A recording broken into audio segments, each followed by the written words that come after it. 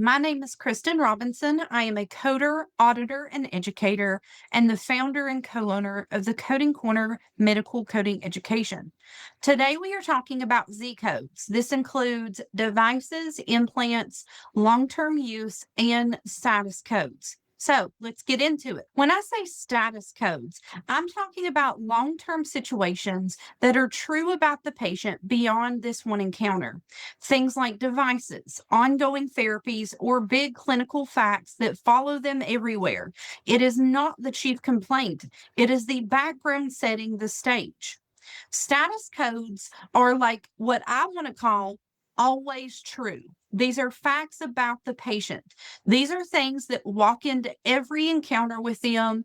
They're on long term insulin. They have a pacemaker. They're on a dialysis treatment. Even if today's visit is for a sprained ankle or a sore throat, those facts are still true. They still change how the provider thinks and manages risk, and they still deserve to show up on the claim. When we code them every time they apply, we're not padding the claim. We're just telling the truth about who this patient really is and how clinically sick they are. The reason for the visit will change, but the facts are always true. I like to sort status codes into buckets. We've got presence of devices and implants, long term medication therapy, procedures that change their life long term, like dialysis or transplants or ostomies, and then history versus current disease picture that travels with them. Once you see the buckets, you start spotting these codes a lot faster. These codes absolutely change how sick the patient looks on paper. Capturing long term insulin, dialysis, or device status supports why certain tests, monitoring, or consults are reasonable. They also feed risk scores and quality metrics, so leaving them off can make a complex patient look average. In audits, status codes help your story stay consistent from visit to visit.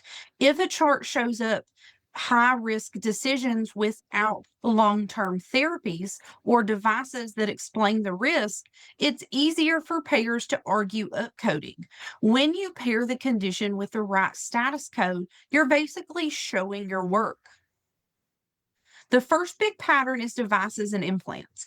Anytime documentation says has a pacemaker, has a valve replacement, hip prosthesis, coronary stents, portacath, my brain goes straight to device status Z codes.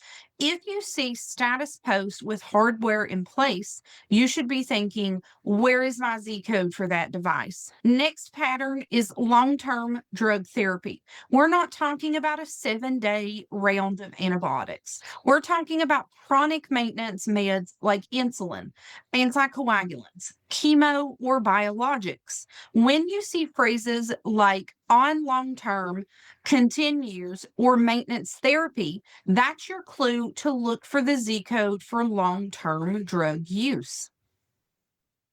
Then we have procedures that permanently change how the patient is managed: dialysis, organ transplants, ostomies, major amputations with prosthetics. Those are all Z status territory.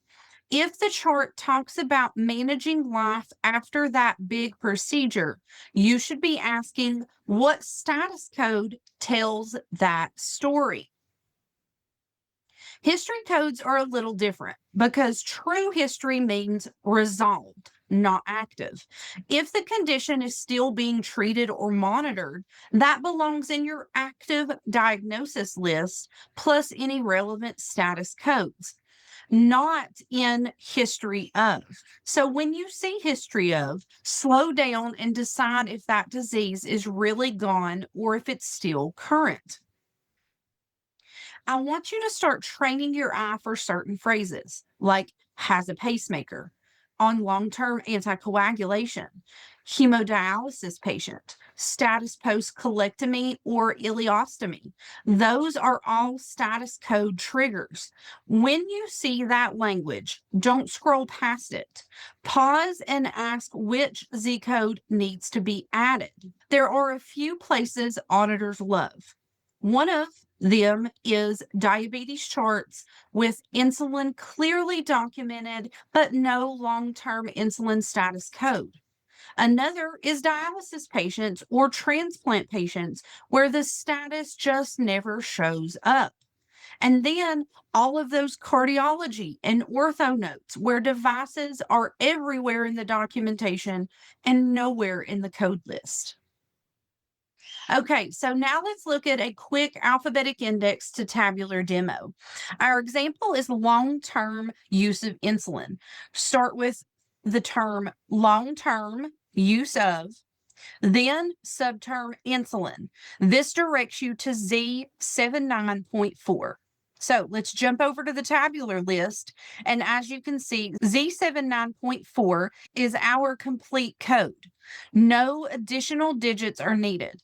If you need to obtain more information on this code, the guidelines are also referenced here as well as the other code notations. Let's put it together fast.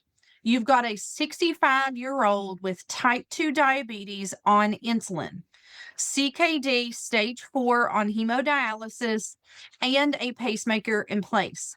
In your head, I want you pulling active diseases codes and then mentally adding long term insulin, dialysis status, and pacemaker status Z codes to tell the full story. If you remember nothing else, think in buckets: devices, long term drugs, big life changing procedures, and true history.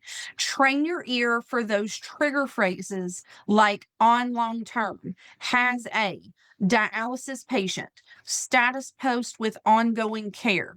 Status codes don't just pad a list, they make a clinical story stronger and harder to argue.